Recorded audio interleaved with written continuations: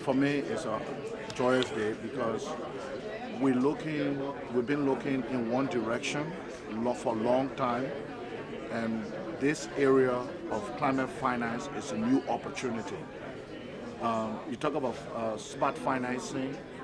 Now, the government debt burden is high, as the Minister of Finance said, but some of those burdens can be offset by climate finance.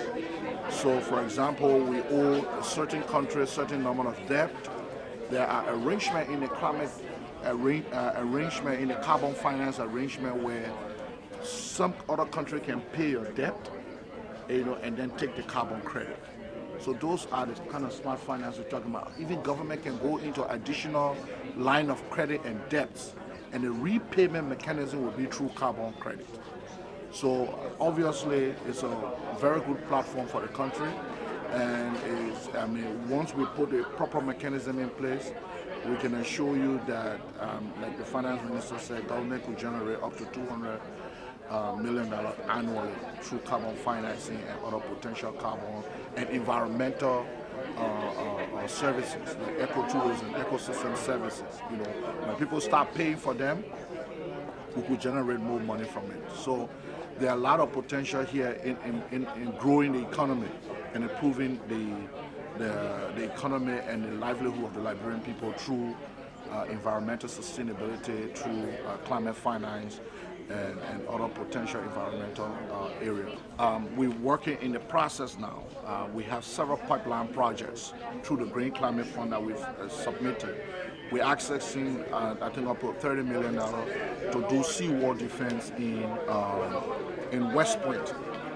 Additionally, we're looking at accessing another $10 million to do climate information system.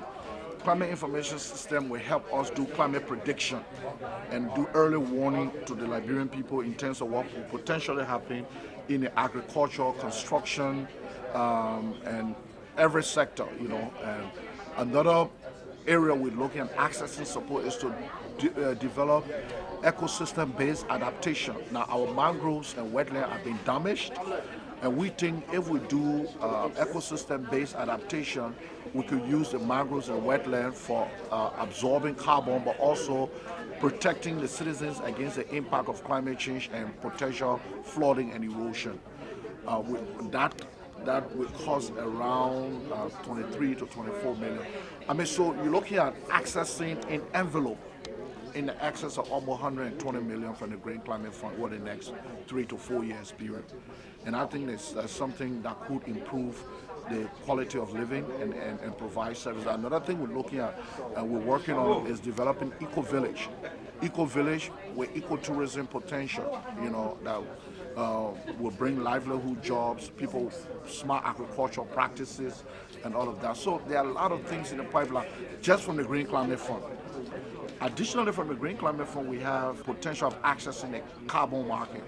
Liberia, we've just completed our National Forest Inventory, that has been submitted to the United Nations Framework Convention on Climate Change.